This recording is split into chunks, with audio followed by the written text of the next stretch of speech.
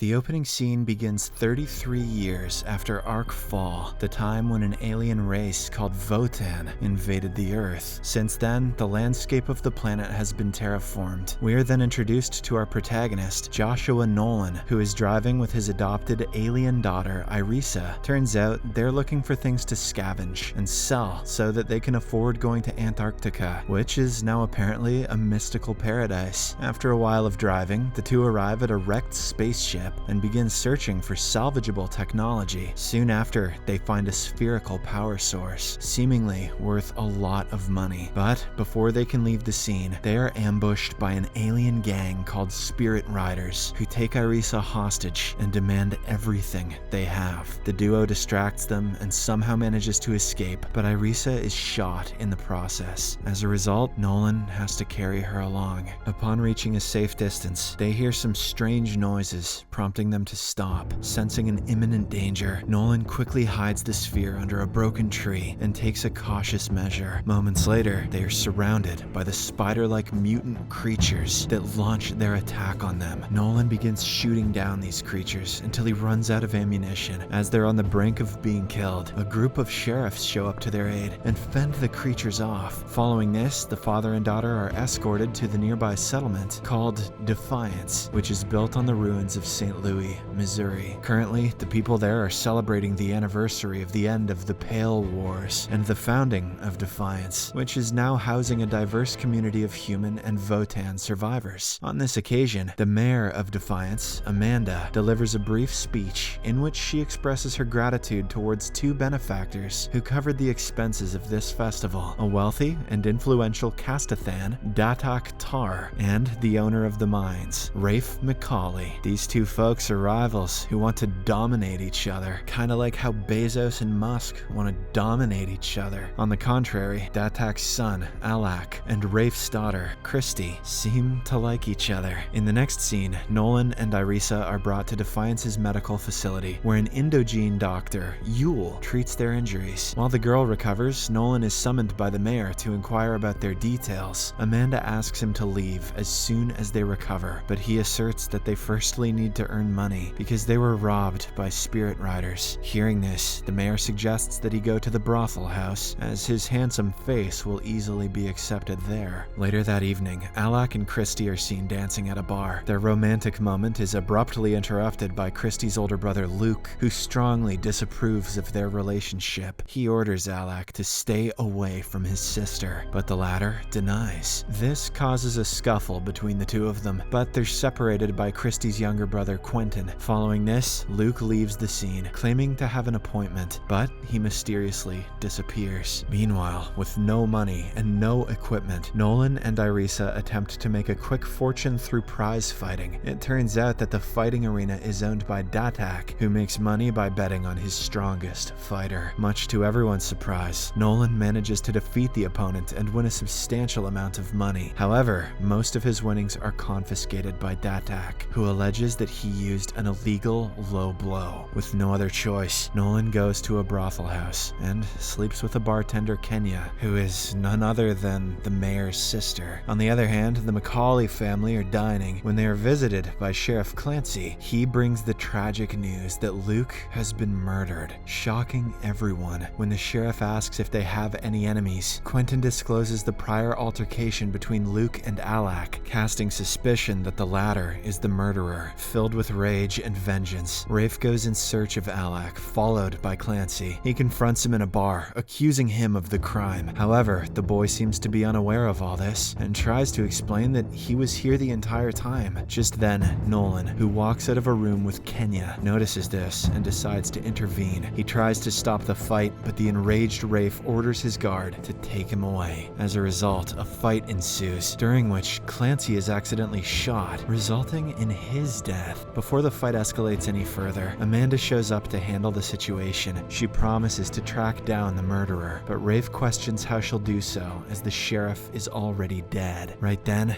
Nolan steps forward, offering to take on the task in exchange for good money. The very next day, he, along with Amanda and Rafe, head to the woods where Luke's dead body was found. Upon thorough investigation of the area and examining scattered bloodstains, Nolan concludes that the killer is an Indogene with a bad left leg. Hearing this, Amanda recalls her indigene assistant Ben, who said that he hurt his leg last night. Without any delay, the trio head to apprehend him, and he is currently planting a bomb on the stasis net. He intends to destroy the generator, powering the shield protecting Defiance. A short while later, they manage to capture Ben, but it's too late as the bomb detonates, disabling the town's main defense system. When questioned about his actions, Ben admits that an army of Volja race are approaching Defiance with the intent of destroying the town. Sensing the urgency of the situation, Amanda gathers all the townspeople to construct a defense plan. As for Nolan and Irisa, they collect their reward and set off for their envisioned paradise. However, after recovering the sphere from the woods, Nolan has a change of heart and decides to return to help Defiance. This decision sparks a conflict with Irisa, who chooses to leave him behind. Nolan then returns to the town and hands over the sphere to Yule, who starts preparing a huge explosion. He then joins the townspeople and takes position on the cliff, aiming at a narrow canyon outside Defiance. Amidst this, a man from Castathan race, Ela Bandik, flees the battle out of fear, which leaves Datak infuriated. As soon as the Volja approaches the town's gate, the residents open fire and try to hold them back until Yule completes the explosive setup. However, it's clearly getting hard due to the overwhelming number of Volja. Just when it seems that the town is about to be overrun, Irisa returns, leading some Irathiant spirit riders. This earns enough time for Yule to complete the setup. All the townspeople then retreat inside, after which Yule triggers the explosion, wiping out the entire Volga force. In the aftermath, Amanda is seen resting at the medical facility after sustaining some minor injuries. Nolan then pays her a visit to report that 41 people lost their lives in the battle. Hearing this, she says that they must find out who sent the Volga and what they're trying to accomplish. She also hands him a sheriff's badge, offering him to become the new lawkeeper, with his daughter being one of his deputies. When he hesitates, Amanda persuades him, pointing out that Defiance is a nice place to live. Elsewhere, we see a former mayor, Nikki, talking with a man named Birch at a restaurant. Through their conversation, it's revealed that they're the ones to blackmail Ben. They wanted the Volga to attack and destroy Defiance for reasons yet undisclosed. The next day, Ela is accused of cowardice and is strung up in the city in order to undergo the cleansing ceremony, a ritual torture before execution. However, Nolan and Irisa arrive at the scene and stop them. This infuriates Datak, the Castathan leader. Just then, Amanda shows up, but she allows the ritual to continue. She takes Nolan for a private conversation and explains that she can't go against the religions of the races. She then tells him about a previous incident when the town officials went door to door to force mandatory vaccines on Irathiant children, an action that killed many of them. Since then, the town has allowed each of the 8 alien races to practice their beliefs without human interference. Nolan questions the mortality of this approach, but Amanda asserts that it's necessary. In the meantime, Birch infiltrates the infirmary and wakes up the unconscious Ben by injecting a substance into his forehead. He then threatens to operate their old plan related to the mines, or else he'll harm Ben's family. On the other hand, Rafe is displeased with his daughter agreeing to marry Alak. He forbids her from returning home unless she calls off the wedding. In contrast, the Tar family supports the wedding, as they are planning to secure their upper hand against the Macaulays once their son marries Christy. A short while later, Rafe receives a phone call informing him about an explosion in one of his mines. This worries him, so he hurries towards the same. Sometime later, Nolan and Amanda also arrive at the mine, where Rafe reports that Ben attacked the guards and escaped underground with 20 kilograms of explosive chemicals. Upon further discussion, Nolan learns that the mine shaft leads to St. Louis, and that some sections of the old city are still intact underground due to the terraforming folding over it. The quickest way to get down there is to go through a maze of tunnels with steep drops and razor-sharp rocks called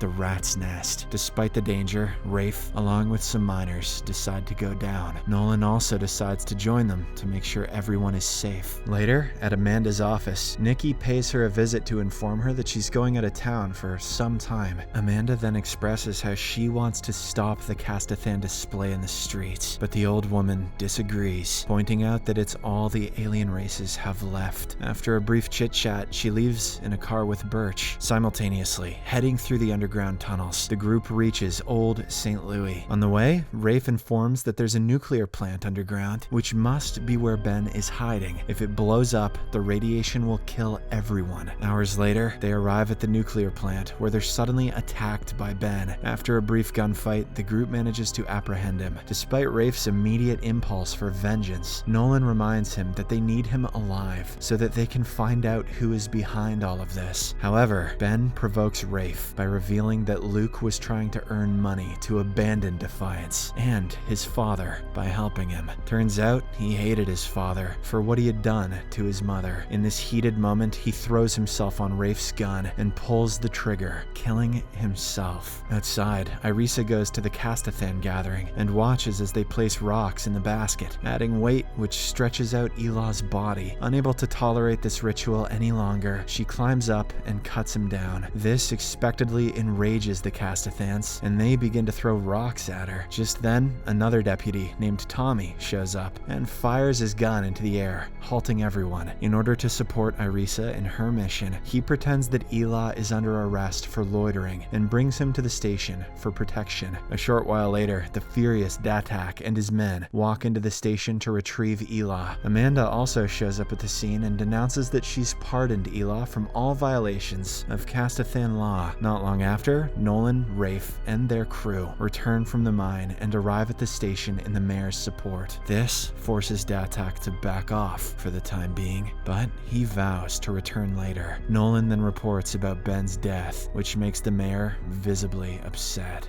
In the next scene, a memorial service is held for those 41 people who died defending the town from the Volga. Meanwhile, Rafe struggles to comprehend Ben's final words regarding Luke. He goes through his son's belongings and discovers maps, a stash of money, and a strange gold object, indicating that Ben was right. Elsewhere, Elah has one last meal with his family, after which he departs with Datak. He expresses gratitude to his leader for allowing him some time with his family. Afterwards, the man is found dead in front of the sheriff's office. Several days later, one of the residents of Defiance is seen jogging in the woods. During this, he is trailed by an unknown creature that soon attacks him before dragging him away. Back in the town, Irisa is approached by a group of spirit riders from her race. They try to convince her to join them, pointing out that she doesn't belong in the town. Before she can respond, she receives a call from Nolan, summoning her to the crime scene with Tommy. Once there, they learn that the jogger's body has been brutally mutilated, and the bone marrow has been sucked clean. Amidst the investigation, Irisa has a weird vision that distracts her for a moment, but she keeps it to herself. We then cut to the brothel house, where Kenya is arousing a client. Suddenly, numerous spikes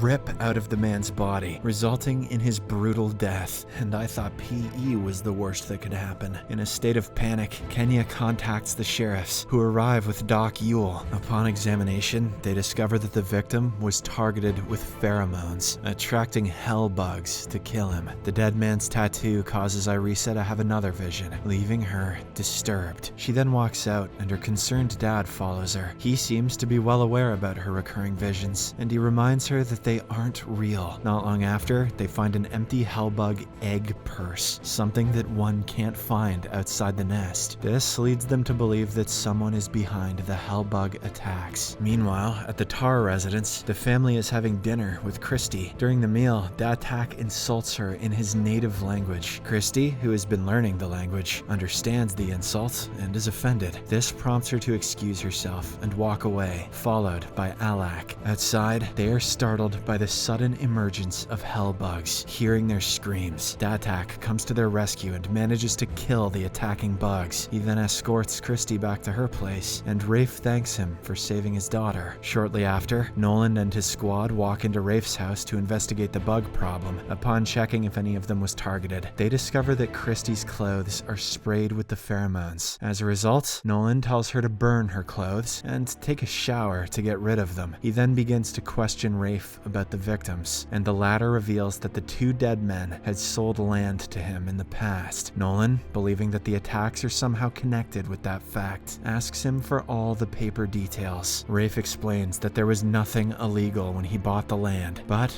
the two men had acquired it from an Irathian family. When Nolan sees the signatures on the papers, he senses something amiss. In the meantime, time, Irisa experiences another round of visions, this time focusing on Rin, one of the women from the Spirit Riders. Disturbed, she runs towards a nearby field to breathe some fresh air. However, the unsettling visions persist, depicting conflicts between Irathians and humans. When she starts to panic, Nolan approaches her and calms her down. Later on, the two go to see Sukar, the leader of the Spirit Riders, in order to talk about Rin. Despite being initially hesitant, Sukar eventually agrees when she tells him about her visions. This also makes him realize that she possesses an ability to see the past, the present, and the future without actually being present for the events. Sukar attributes this ability to the Irathian god Isru, considering Irisa to be blessed. He then helps her use her ability by performing a ritual. Upon doing so, she is able to access those visions more clearly. They reveal about Rin's tragic past, her parents, who were murdered by the same two men who were killed earlier because they didn't want to sell their land. In retaliation, she used her abilities to unleash hellbugs on the two men. Irisa also locates the hellbug nest, where Rin is currently hiding out. Armed with this information, the trio heads to the hellbug nest located in a warehouse. Once there, they go down a long shaft via elevator. Before heading further inside, they wipe the defecation of the hellbugs on themselves so that the bugs won't sense them. If there's one thing worse than poo, it's bug poo. And if there's one thing worse than bug poo,